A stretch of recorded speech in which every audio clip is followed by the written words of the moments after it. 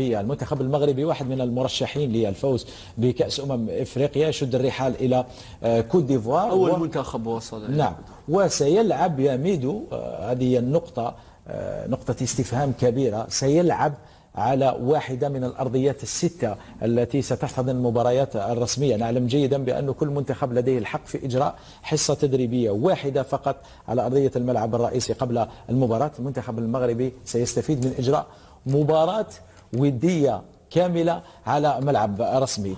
كيف حدث هذا ولماذا عميد؟ بصحتهم يسون فور في لاكاف، يسون فور في لاكاف وفي لي كوليس اليوم بصحتهم. حنا ما نقدروش نحسدوهم، لا بصح الكونترير.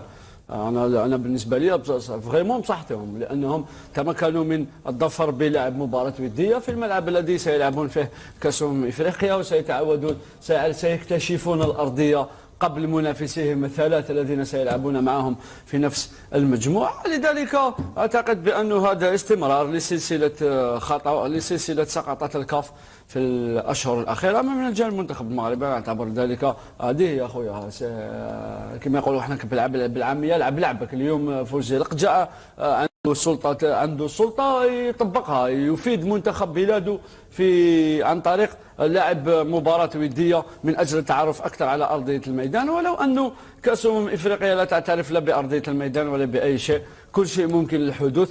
المنتخب المغربي يبقى من بين المرشحين للتتويج بالكان، لكن منذ اخر تتويج لهم سنه 1979 ولا 78 ما اظن، في كل مره ياتون بمنتخب مشكل من نجوم ينشطون في اوروبا، وفي كل مره يسقطون في ادوار متقدمه. افضل نتيجه لهم منذ ذلك الحين هو النهائي سنه 2004 بتونس لما خسروا 2-1 مقابل 1 امام المنتخب التونسي في ملعب رادس. لذلك كاس افريقيا زي، وكاس العالم زي، وكاس اوروبا زي. كاس العالم وكاس اوروبا شيء مختلف تماما عن كاس افريقيا. كاس افريقيا فيها معايير لا توجد لا في كوبا امريكا ولا في كاس العالم ولا في كاس اوروبا. لذلك النتيجه التاريخيه اللي حققها المغرب بالوصول الى نصف نهائي كاس العالم، اعتقد بانه لو يبني عليها ويغتر عليها انه نصف نهائي كاس العالم يعني ممكن انه يجي يلقى المأموريه سهله في كوت ديفوار، لا اعتقد ذلك. ستكون مأموريته صعبه وصعبه جدا.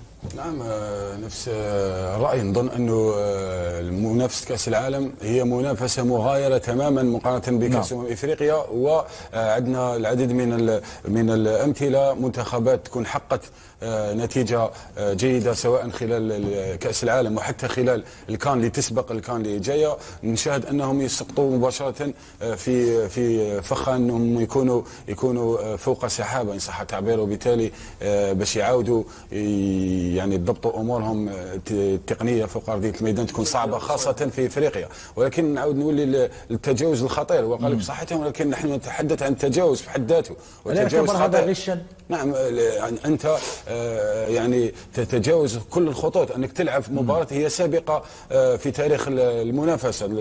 لا اظن انه كان في المنتخب لعب مباراه فوق ارضيه الميدان قبل المنتخب المغربي. السؤال المطروح يا محمد، لو كان رئيس الاتحاديه الجزائريه هو الذي ضغط على الكاف وكان المنتخب الجزائري هو الذي سيلعب على هذه الارضيه، هل كنا نقول ان هذا الامر غش؟ لا ابدا. لكن هو تجاوز حد ذاته تجاوز. نحن في افريقيا كل شيء ممكن في افريقيا اخي العزيز. نحن نتمنى يكون لدينا رجال اقوياء داخل اروقه الكاف، هذه هي امنيتنا، حتى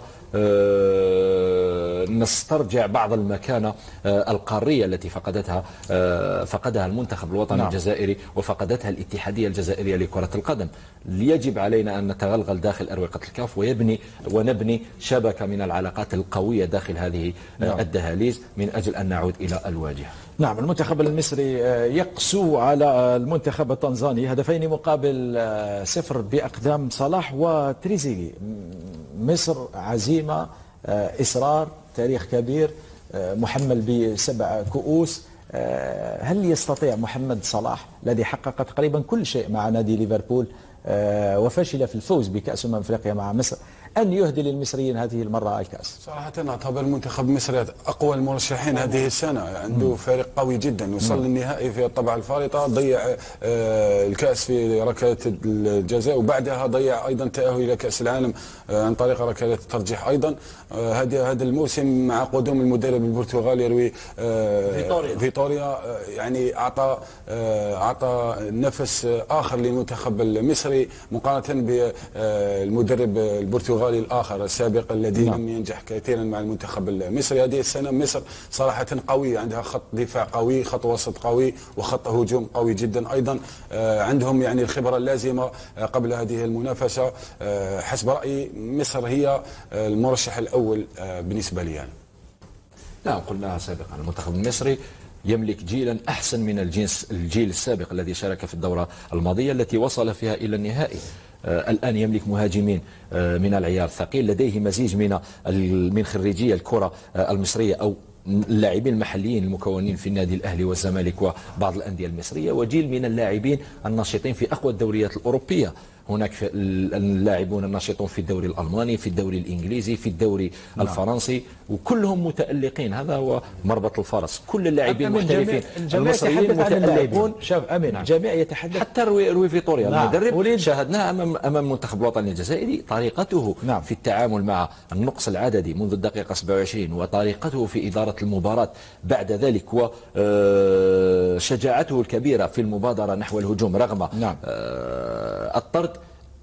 مدرب أبهرنا كثيرا في تلك المباراة، تغلب على الناخب الوطني جمال بن ماضي في تلك المباراة، في تسيير المباراة تغلب عليه بالطول والعرض، وكنا قاب قوسين وأدنى أن نخسر بثنائية نظيفة لولا تألق الحارس موندريا، ثم بعدها الهداف الأسطوري للمنتخب الوطني الجزائري إسلام سليماني الذي أنقذنا من خسارة كانت قريبة جدا. نعم، الجميع يتحدث عن نجوم المنتخب المصري، ولكن لا أحد يتحدث عن المدرب البرتغالي روي فيتوريا. هذا المدرب بلغة الأرقام والإحصائيات يا فارس في 14 مباراة الأخيرة فاز في 12 مباراة كاملة، لم يخسر إلا أمام تونس وتعادل في إحدى المباريات مع أحد المنتخبات. 12 انتصار من أصل، وتعادل مع الجزائر. شكرا جزيلا للتذكير، كيف نسيت هذا التعادل.